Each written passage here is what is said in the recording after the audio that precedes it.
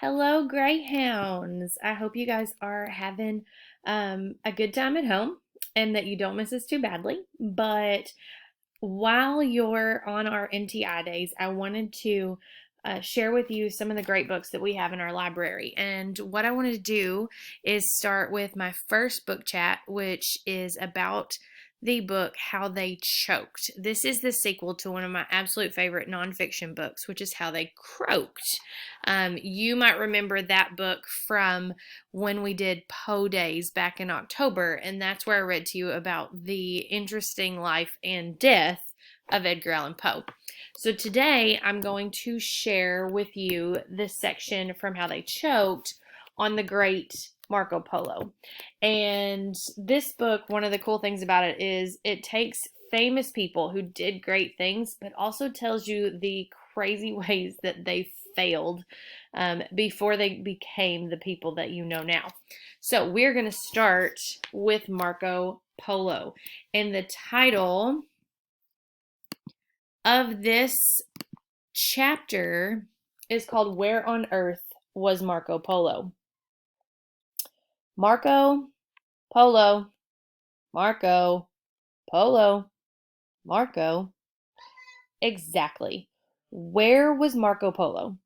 Just like in the game of tag that's been played about 1,000,000 times, the real Marco Polo was a master escape artist. While earning frequent camel miles in the Far East, he almost suffocated in a sandstorm, battled crocodiles, and dodged cannibals. Those are people who eat other people. And especially tasty are the ones they kill themselves. While running around so no one would eat him, Marco's own dad gave him away to the most dangerous man on earth. Marco Polo survived close calls all over the map, only to make the biggest mistake of his life a few miles from home. But if ever there was a guy who could turn a narrow escape into a good story, it was Marco Polo. He just had to write it down. In 1254, the year Marco Polo was born in Venice, Italy, his traveling salesman father was already off on the medieval version of a road trip, meaning he was on foot, lugging his stuff on his back. Throughout Europe, there was a growing demand for silk, spices, and gunpowder, which could only be found on the continent of Asia, and his dad went to get some.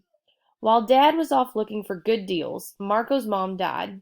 Since no one knew when or if his dad would be back, Marco was treated like an orphan and raised by relatives.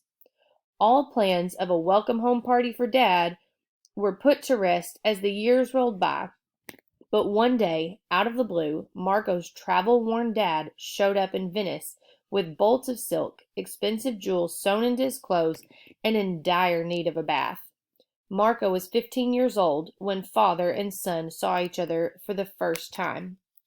Marco hung on his father's every word as he explained that he hadn't been on just any old sales trip. He had met Kublai Khan, ruler of the Mongol Empire, which encompassed 1/5 of all the land on earth. Khan had killed more people in more places than any other man of his time.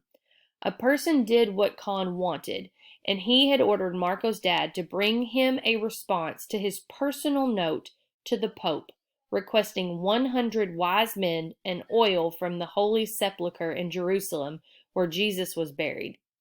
Dad asked Marco to help him with his mission. Marco had no intention of letting his dad down, or out of his sight. He wanted to be a worthy son, so at 17 years old, having never been beyond the canals of Venice, Marco joined his dad and an uncle on the journey. They got the oil and the Pope's note that Khan wanted, which was harder than it sounds, but they didn't bother bringing any wise men. The Polos headed east to China and the palace of Kublai Khan, thousands of miles away. The only route to the Far East was the Silk Road, which was the first import-export superhighway. Except this was before trains, planes, and automobiles. It wasn't paved, and there were no signs. The Silk Road was not for sissies. The only reason it was called silk anything was because silk was what you could buy for cheap if you survived the journey, but calling it a road was wishful thinking. If anything, it was many dirt paths crisscrossing Asia and Africa. It wound its way eastward through the boiling Gobi Desert, up freezing Mount Ararat, and across 14,000-foot high grasslands, inhospitable places without fresh water or food. Miles of ocean routes were part of the Silk Road, too. On land and sea, thieves were everywhere.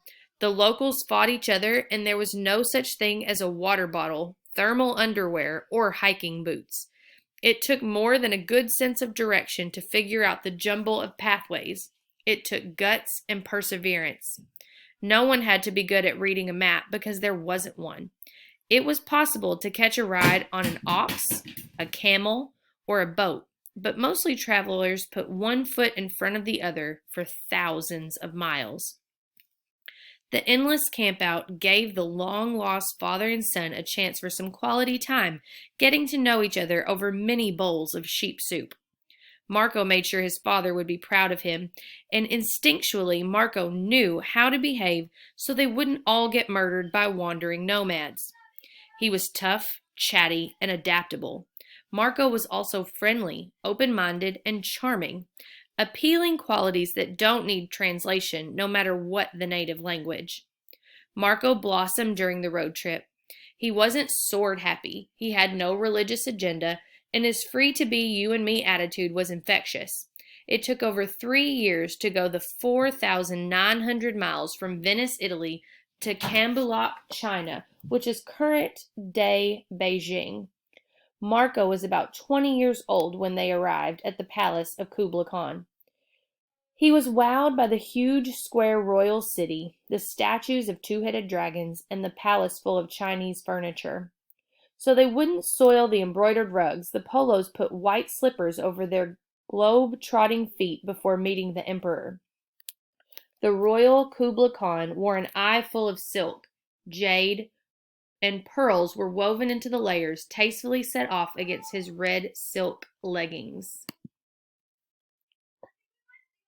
Marco's dad introduced him to the man under the mountain of silk. Sir, he is my son, and your man, whom as the dearest thing I had in this world I have brought with great peril and ado from such distant lands to present him to thee for thy servant. Instead of delivering the requested wise men, Marco's dad handed him over to the flighty, power-hungry ruler with a warrior mentality. Was he being punished? One false move and Marco would be dead, like the thousands of other people Kublai had executed on a whim. Had Marco disappointed his father so much that he'd leave him with a killer? His father and uncle were allowed to lounge around the palace as honored guests from the West, while Marco was at the mercy of mud-smeared soothsayers guiding Khan's every move. Whatever survival skills Marco had, he was going to need them. The father-son bonding and sightseeing trip was definitely over. Marco was on his own. Kublai put Marco right back on the road. Most of Kublai's staff were fighters, destroying any kind of revolt within his conquered empire. Since anyone could see Marco wasn't the fighter type, Kublai commanded Marco to collect taxes for him. That was dangerous too. A stranger bopping into town demanding money was an easy target for murder, especially if he was a Westerner. Because his life depended on it, Marco Polo knocked himself out learning Mongolian, Persian, and a couple other languages he needed to know to survive. Periodically, he'd return to Kublai Khan and hand over the tax money. Out of touch with his sprawling kingdom, Kublai interrogated Marco about the latest news. If Marco didn't share a lot of juicy gossip, Khan would rage and come unglued. So Marco mastered blabby storytelling, elaborating and puffing up details. Every time he had an audience with Khan, it was like the death elimination round of the Mongolian Empire's Got Talent. This went on for 17 years. Marco wanted to go home. His father and uncle were ready to go too. They hadn't left because war broke out along the route. Now they were old and they needed Marco's help getting back to Venice.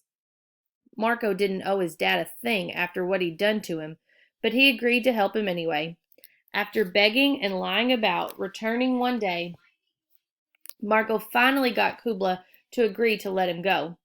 But on the way, Marco had to escort a royal princess to Persia via an 18-month sea voyage. Ships in the 1200s were filthy death traps full of rats, but this one was Marco's ride out of town. Because of disease, pirates, and every other awful shipboard thing, of the 600 people who set sail, only 18 made it to the final destination, including the princess and all 3 Polos.